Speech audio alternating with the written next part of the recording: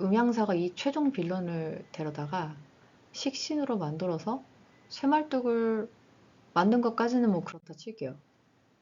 이제 식신이 뭐냐면 영화에서는 정령이라고 좀 애매하게 포괄적인 단어를 썼는데 일본에는 이미 전문 용어가 있습니다. 음향사가 부리는 신이에요. 예, 우리는 뭐 신이라는 단어를 들으면 높은 권능을 갖고 있고 존경할 만한 신들을 떠올리잖아요. 일본의 신은 그렇지는 않습니다. 예, 신들의 숫자가 800만 이상이라고 해서 스스로를 신의 나라라고 부르기도 하고요. 이 신이 조상신부터 시작을 해서 우리 동네 습해에 사는 너구리이기도 하고 우리 집 벽이나 아니면 강가 다리에 사는 요괴 이런 게 다 신에 포함이 돼요. 지금 제가 사진으로 띄워놓은 일본 애니메이션 센과 치히로의 행방불명 있잖아요. 여기 보면은 이런 온갖 신들이 정말 많이 나오는데 그 중에 이런 식신도 나옵니다. 이게 뭐냐면은 사물에 여기서는 종이죠. 예, 음향사가 잡신을 집어넣고 자기 마음대로 부리는 거예요. 근데 아무튼 뭐 음향사는 이 최종 빌런 그러니까 전국시대의 무장에 칼과 갑옷에 그의 혼을 입혀서 식신을 만들고 쇠말뚝으로 몰래 용도 변경해서 쓰고 있습니다. 근데 왜 또 그거를 굳이 온이라는 요괴로 만들었을까요? 아니면은 왜 요괴가 되었을까요? 그냥 쇠말뚝으로만 기능하게 박아만 놔도 되잖아요. 이거는 일본이 요괴 문화가 발달한 이유를 알아야 이해할 수 있고요. 이 요괴 문화를 이해하면은 아, 대체 일본 사람들은 왜 저러지?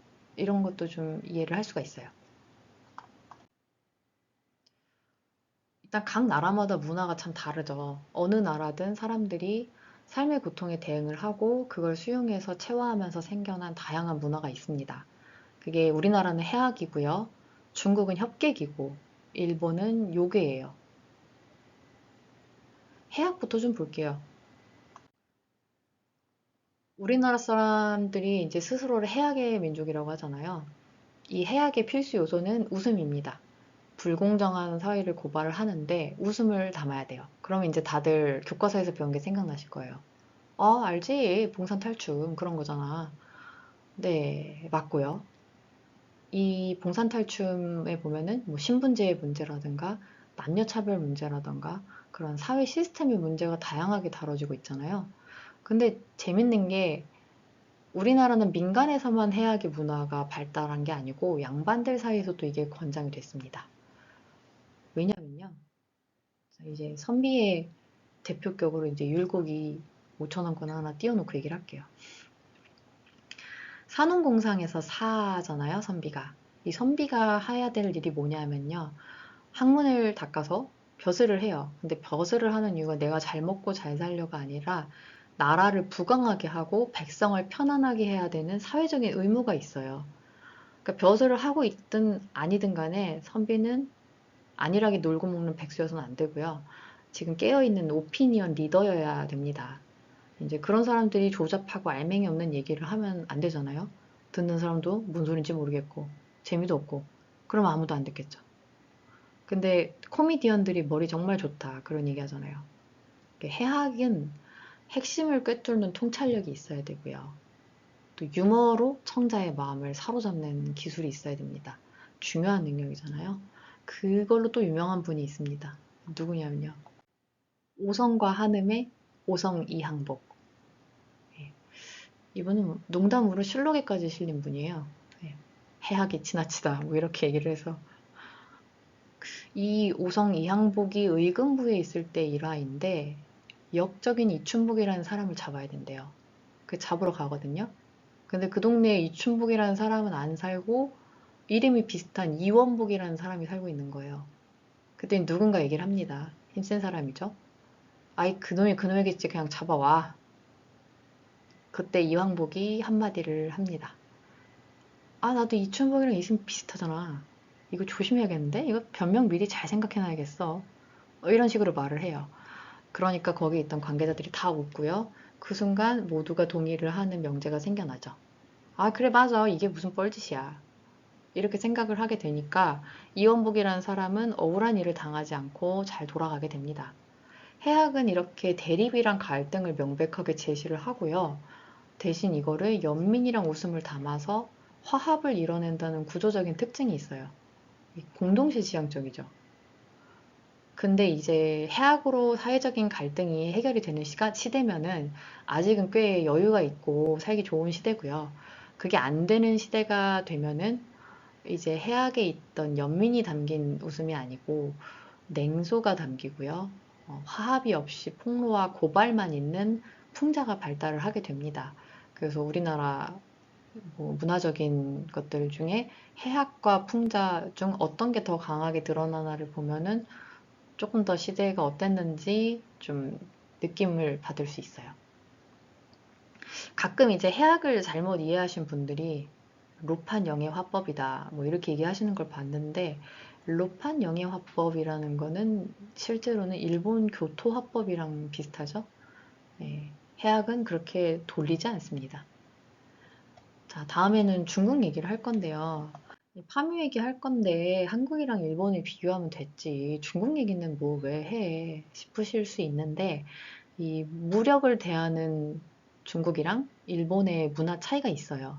그거를 이해를 하면은 파묘의 원이가 왜 그러고 다니는지 좀 더 잘 이해를 할 수가 있습니다.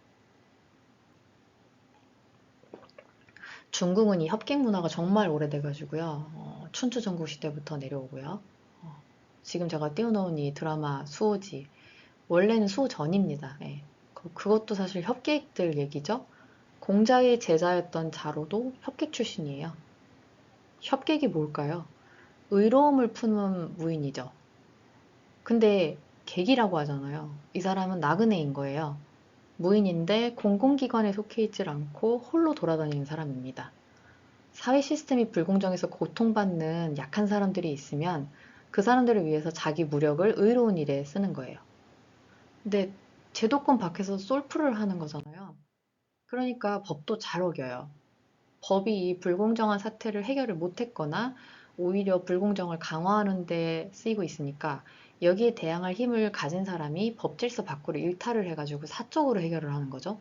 어떻게 되겠어요? 공권력의 보호를 못 받습니다. 아니면 아예 공권력이랑 척을 짓습니다. 수호지가 딱 그렇잖아요. 그래서 협객은 의로운 일을 하고도 종종 목숨을 잃을 수가 있어요. 또 그걸 좀 좋게 보죠. 예, 중국에서는 협객이 자기보다 약한 사람을 위해서 싸우다가 죽는 이야기들이 많이 나와요. 무협물이나 선협물 이런 것들이 다 이 협객 문화를 베이스로 발전해온 장르입니다. 근데 왜 협객이 강조가 될까? 솔프라는 아웃사이더 무인이다. 근데 의과 협이 없어. 그럼 이 사람은 그냥 살인 강도예요. 그러니까 의과 협이 있어야 됩니다. 협객이어야만 해요. 그리고 반대로 공권력이라면 의가 있는데 여기에 인도 따라와야 돼요. 왜냐, 공권력은 아주 절대적이잖아요. 공권력이 사람을 힘들게 하지 않으려면 의로워야 되는데 그러면서도 어질미 있어야 되죠. 너그럽고 덕이 많아야 돼요. 이렇게 중국에서는 이런 자격을 갖추지 못한 무력은 비판의 대상이 됩니다. 반대로 이제 이 조건을 갖추지 못한 무력에 고통을 받은 경험이 역사적으로 있기 때문에 강조된 덕목이기도 해요. 근데 일본은 결이 많이 다릅니다. 여기가 엄청나게 많이 나와요. 우리나라나 중국에도 초자연적인 존재들에 대한 기록도 있고 신앙도 있지만 일본처럼 이렇게 요괴 문화가 사회 전반으로 나와서 주류가 되지는 못했거든요. 왜 그럴까요? 근본적인 원인이 자연재해에 있습니다. 일본은 재해 대국이에요. 뭐 지진 많이 일어나는 건 이미 아주 유명하죠. 네, 진도 3.0 이상의 지진이 1년에 1000번이 넘게 발생을 한다고 해요. 그리고 해일도 많이 발생하죠. 일본어인 쓰나미가 정식 국제용어로 과학계에서 채택까지 될 정도로 말이죠. 그리고 몬순 기후지대에 속하니까 태풍이랑 폭우도 많이 발생을 하고요. 우리 막 태풍 온다고 해서 보면 알잖아요. 그 지도로 보면은 태평양에서부터 이렇게 해서 일본을 먼저 올라옵니다. 이런 자연재해를 아주 자주 크게 겪으면은요, 사람들의 정서가 바뀌어요. 우울함과 허무주의가 지배를 하게 됩니다. 단적으로 바뀐 예가 있어요. 리스본 대지진인데요. 1755년에 포르투갈의 수도 리스본에 대지진이 일어나면서 리스본이 완전히 폐허가 됩니다. 포르투갈의 국민적인 정서가 이 지진 이후로 완전히 바뀌어요. 이때 살짝 한풀 꺾이긴 했지만 여전히 리스본은 세상의 모든 아름다운 것들이 모여 있고 우리는 전성기를 누리고 있고 행복한 곳이야. 이렇게 살았는데 갑자기 의미가 다 사라져 버려요. 자연재해는 무슨 교훈이나 법칙이 없잖아요. 포르투갈은 천주교 국가였는데 이때부터 종교적인 믿음도 아주 빠르게 사라집니다. 하느님이 있는 게 맞나? 그런 생각이 드는 거예요. 이 포르투갈 음악에 파도라는 장르가 있거든요. 이게 1800년대부터 태동하기 시작한 음악인데 들으면 정말 슬픕니다. 마음이 막 미어져요. 이 파도는 회복이 안 되는 영구한 상실이 주된 정서입니다. 지진을 한 번 겪은 포르투갈도 이렇게 되는데 1년에 수십 수백 번을 겪고 심지어 다른 재해도 많은 일본은 어떻겠어요? 아까 처음에 사람이 고통을 받으면은 이걸 표현해서 삶 속에 받아들인다고 말씀드렸잖아요. 한국과 중국은 이게 인간이 만든 시스템이 문제인 거예요. 그러니까 이거를 해악이나 협객으로 표현을 합니다. 그래서 권선징악이 강해요. 한국이나 중국에서는 만약에 사회가 불공정해서 착한 사람이 보상을 못 받았어. 아니면 나쁜 일을 한 사람이 벌을 피했어. 그것 때문에 무고한 사람이 희생이 됐어. 이러면은 그 악인은 살아서든 죽어서든 내세에서라도 대가를 치르고요. 피해자는 삶을 회복하고 만약에 죽었다면 내세에서라도 보상을 받아요. 이게 죽으면 끝이 아니고요. 인과로 이어지는 내세관이 있는 거예요. 한국과 중국에서는 악인이 대가를 치러야 된다는 생각이 얼마나 지배적이냐 하면은 천벌받는다는 표현을 하죠. 저희 지금도 되게 익숙한데 저 벼락 맞아 죽을 놈 이런 표현도 있어요. 만약에 땅에서 인간의 세계에서 인간이 저 악인을 벌하지 못한다면 초자연적으로도 하늘도 벌할 거라고. 그러니까 악인은 반드시 대가를 치러야 된다고 믿는 거죠. 어, 작년에 데이트를 했던 드라마가 있죠. 더글로리. 여기 보면은 초자연적인 징벌이 두 건 나와요. 자기 능력을 악한 일에 썼던 무당이 벌전을 받아 죽고요. 그 다음에 악인은 의로운 심판관인 백호, 사방신의 백호의 심판을 기다리고 있다는 암시를 받습니다. 중국 드라마에도 이런 게 나온 게 있어요. 이 연희공약이라는 드라마인데 이것도 나온 지 그렇게 오래되진 않았습니다. 근데 주인공이 악인이 자기 죄를 잡아 떼니까 하늘에게 빌어요. 벌해달라고. 그렇게 얘기를 하니까 이 악인이 굉장히 높은 사람이었거든요. 그 자리에서 정말로 벼락을 맞아 죽는 장면이 나와요. 근데 이 장면을 보고 양국의 시청자들이 느끼는 주된 감정이 저게 뭐야? 이런 생각을 하는 게 아니고요. 굉장히 짜릿한 통쾌함을 느껴요. 드라마를 지금까지 따라오면서 아 맞아. 쟤들은 저렇게라도 벌 받아야 돼. 이렇게 생각을 하고 있거든요. 21세기 사람들인데 여전히 천벌이라는 개념에 공감을 하고 있습니다. 근데 일본은 뿌린 대로 거둘 수가 없어요. 사람이 갑자기 죽는데 이유가 없거든요. 그 사람이 뭘 잘못해서 죽거나 나쁜 사람 때문에 죽은 게 아니라 그냥 갑자기 지진이 오고 그냥 갑자기 해일이 오고 태풍이 와요. 착한 사람이든 나쁜 사람이든 그냥 죽는 거예요. 그래서 일본에서는 권선징악이 그렇게 큰 효력이 없습니다. 일본은 이 통제 불가능한 자연이 주는 공포가 가장 큰 원인이고요. 근데 육지로 연결도 안 된 섬이니까 보통 사람들은 여기서 벗어날 수가 없어요. 그리고 자연재해가 발생을 하면요. 사람이 그냥 자연재해 때문에만 죽는 게 아니에요. 이렇게 혼란해진 틈을 타서 강력범죄가 꼭 일어나거든요. 살인이나 강도, 강간 이런 것들이 횡행합니다.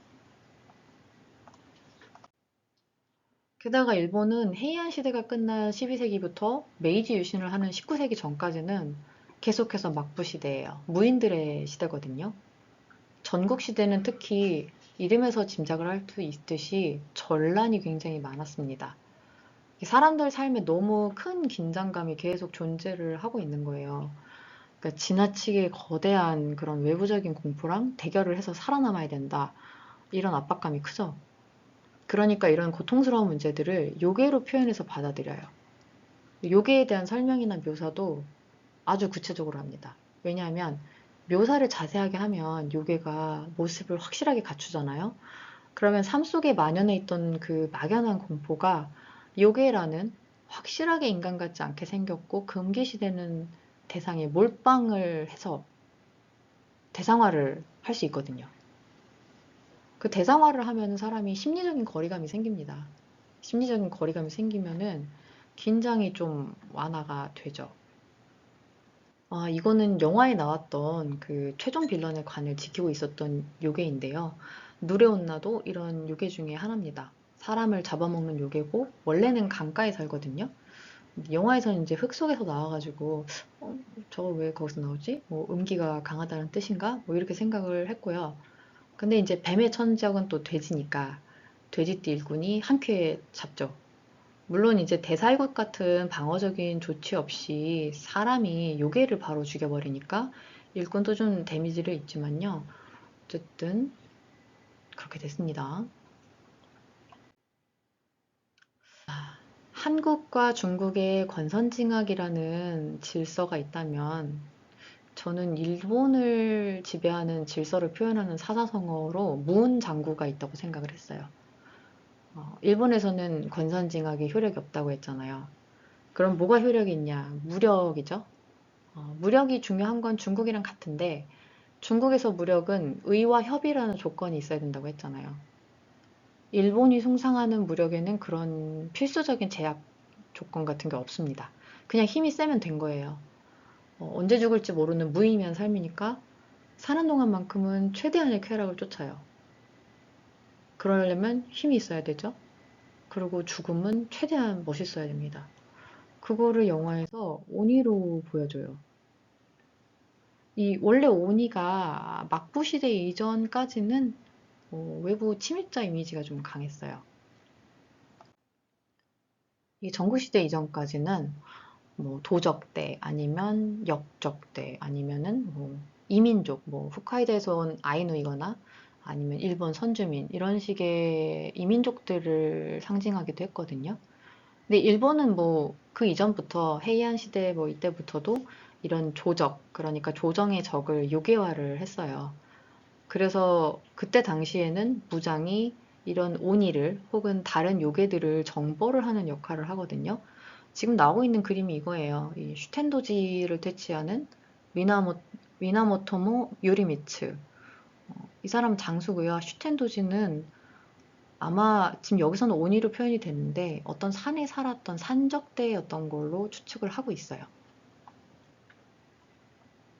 지금 이 아이누도 헤이안 시대에 많이 일본과 부딪혔던 이민족이거든요.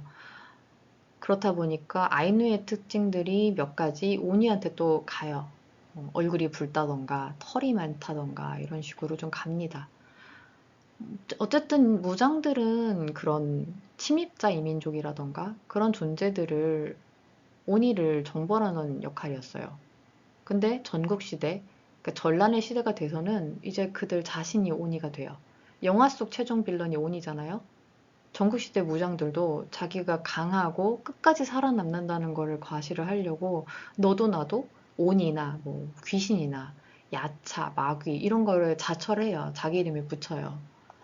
그 중에 한 사람이 이 사람인데 타치바나 도세츠라는 인물이거든요. 벼락을 맞았는데 크게 다쳤지만 살아났어요.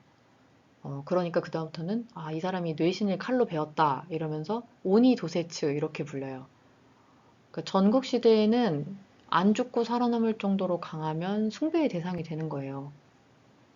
벼락을 맞았는데 해석이 한국이랑 중국과는 너무 다르죠. 우리나라에서는 만약에 누가 벼락을 맞았으면요, 그냥 그 사실 하나로 그 사람이 천벌받은 게 될 거예요. 근데 만약에 벼락을 맞았는데 죽지는 않았다, 반신불구가 됐다 이러면 안 죽은 이유를 끼워 맞추죠. 본인이 잘못해서 천벌을 받았는데 조상 때 쌓은 공덕이 있어서 뭐 죽음을 면했다. 이런 식의 해석을 내놓을 거란 말이에요. 근데 일본에서 만약에 어떤 사람이 벼락을 맞았는데 안 죽었어. 그러면 이거는 천벌이 아니에요. 그냥 뇌신이라는 그 수많은 잡신 중에 하나가 이 사람을 공격을 한 거고 이 사람은 뇌신이랑 싸워서 이긴 강한 자인 거예요. 살아남았으니까. 그래서 이 무운장구라는 한자가 이 사자성어는 중국이나 우리나라에서는 안 쓰입니다. 일본에서만 쓰여요. 무운이라는 말이나 장구라는 말이나 다 중국에 있지만 무운장구라는 사자성어는 일본에서만 써요. 뭐, 무운을 빕니다. 이렇게 많이 얘기하잖아요. 무인의 운수죠. 이 무인의 운수가 좋아서 오래도록 살아남기를 바라는 거예요. 네, 힘세고 강한 사람이 그 힘으로 살아서 돌아오기를 바라는 용도죠. 이거는 일제시대에도 정말 많이 쓰인 예, 그런 사자성어입니다. 그래서 아까 제가 영화에서 그 정령이라고 표현됐던 오니의 존재를 식신으로 좀 정정을 해드렸잖아요. 왜냐면 우리나라 도깨비는 정말로 정령에 속합니다. 애니미즘, 여기 정령신앙이죠? 저희 이제 교과서에서 배웠어요, 이것도. 정령신앙이 뭐냐 하면 자연물인데 영혼과 힘이 있다. 이렇게 믿는 선사시대 종교잖아요. 3대 선사시대 종교가 있습니다. 샤머니즘, 뭐 애니미즘, 토테미즘 이렇게 있고요. 이 종교들은 사실 어느 나라든지 간에 신흥 종교를 헤게모니로 들고 들어오는 세력에게 밀려갖고 흔적만 좀 남아요. 이제 뭐 우리나라 이런 선사시대 종교들도 뭐 불교나 도교, 유교, 그리스도교 이렇게 들어오면서 지속적으로 점점 밀려나죠. 이 종교의 흔적에 대해서는 사실 3편에서 묘벤져스 얘기를 할 때 할 게 정말 많이 있는데 일단은 온이랑 직접 비교되는 도깨비부터 얘기를 할게요. 왜냐하면 일제시대에 그 우리나라 도깨비에 온이 이미지를 더 씌우는 바람에 이걸 혼동하는 분들이 좀 많이 계시거든요. 도깨비는 오니처럼 빨갛고 뿔난 게 아니고요. 조선시대 도깨비 기록은 뭐 바지 저고리 입고 있고요. 사람처럼 생겼어요. 좀 사람처럼 생겼지만 실제로는 사람이 아니라는 거를 표현을 하기 위해 뭐 털이 조금 많다든가 옷을 좀 삐뚤게 잘못 입었다든가 이런 것들이 있죠. 그러니까 기본적으로는 공유 같은 사람으로 보여요. 예. 그 사람들이 이 존재를 좀 친근하게 여겼다는 뜻이죠. 도깨비는 좀 대체로 성격도 순진하고 어수룩하고 피와 폭력을 무성합니다. 방망이를 들고 다니는 건 오니랑 똑같은데 방망이가 오니처럼 사람을 때려잡는 용도로 이렇게 막 징이 뾰족뾰족하게 박혀있는 그런 무시무시한 방망이가 아니고요. 그냥 나무 막대기예요. 근데 이 나무 막대기가 도라에몽의 그 4차원 주머니 같은 거거든요.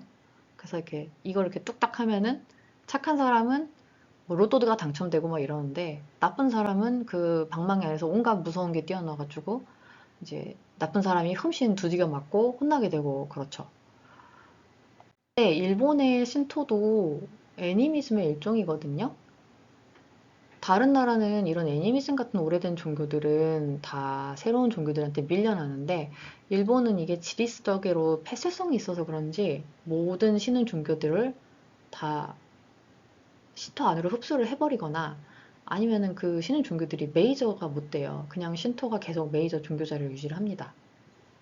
그리고 이제 아까 요괴들이 외부적인 공포를 형상화했다 이렇게 말씀을 드렸잖아요. 오니도 그렇다고 했죠. 뭐 이민족 침략자, 아니면 불교의 야차, 뭐 도적, 산적 이런 이미지를 다 흡수를 하고요. 공포의 대상인 거잖아요. 이런 공포랑 대결을 해서 이기면 그 자체로 오니가 된다는 논리가 전국시대에 생기는 거죠. 이렇게 힘이 있으면 뭐냐면 신분 상승을 이룰 수 있는 능력이 생기는 거예요. 그러니까 또 좋게도 봅니다. 자, 그래서 영화 속의 다이묘도 오니가 됐고요. 자기보다 약한 상대한테는 선택지를 딱 두 개만 강요를 해요. 내 신하가 될 거야? 아니면 죽을 거야. 이 철저하게 복종을 할 게 아니면 죽음뿐이라는 얘기잖아요.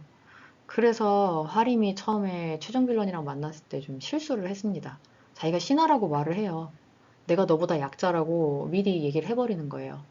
근데 일본은 무력에 대해서 어떤 인이나 의나 협 같은 그런 조건이 없이 힘 그 자체를 숭상을 하고 있잖아요. 약자라는 걸 알면은 자비를 베푸는 게 아니고 바로 폭력으로 짓밟는단 말이에요. 그래서 잘 보면은 이때 오니가 화림이 신하라고 말을 하니까 제대로 대답을 하지도 않고요. 윽박 지르고 화림의 말을 그리고 믿지도 않습니다.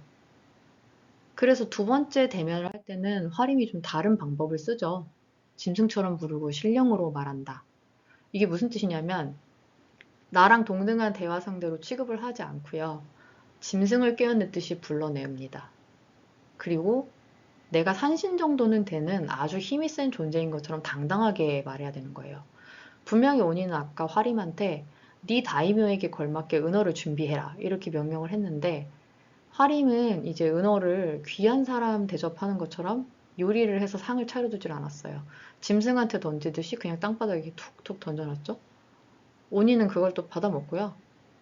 그러고 산신이라고 생각을 하고 그때서야 대화라는 거를 좀 하려는 태도를 보여요. 이때 저는 약간 작가님 한 분이 떠올랐는데 토지의 작가 박경리 선생님이 그 일본 산고에서 비슷한 얘기를 하셨거든요.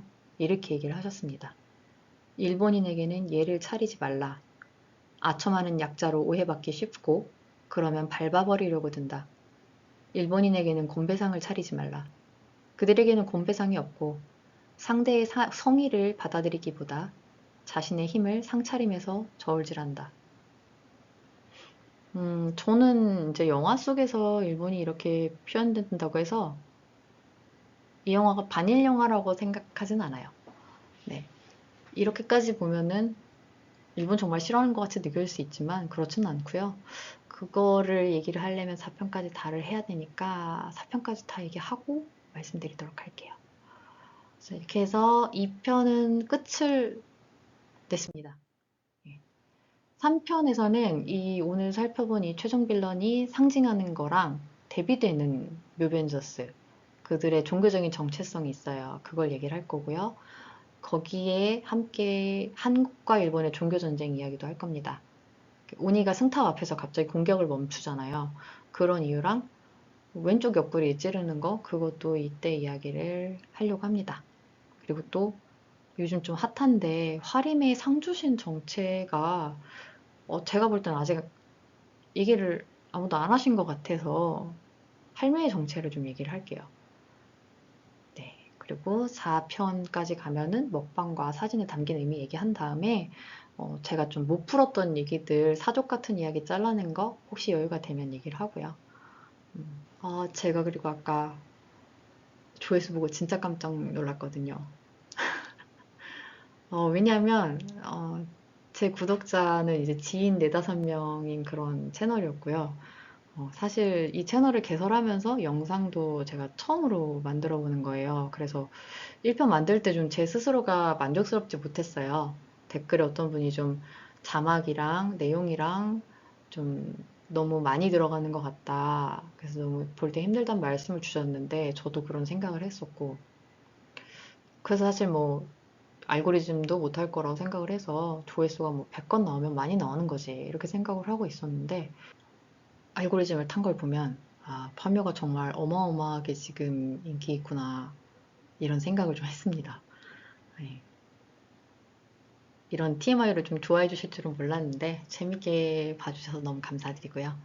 제가 다빈치 프로그램 초보여갖고 생각날 때 하나씩 좀 기능을 만져보고 있는데요. 오늘은 좀 새롭게 해봤습니다. 보시는 동안 조금 더 편하셨으면 좋겠고요. 보셨으니까 이렇게 구독, 좋아요, 알림 설정 부탁드릴게요. 저는 이제 3편 얼른 만들어서 오겠습니다. 안녕히 계세요.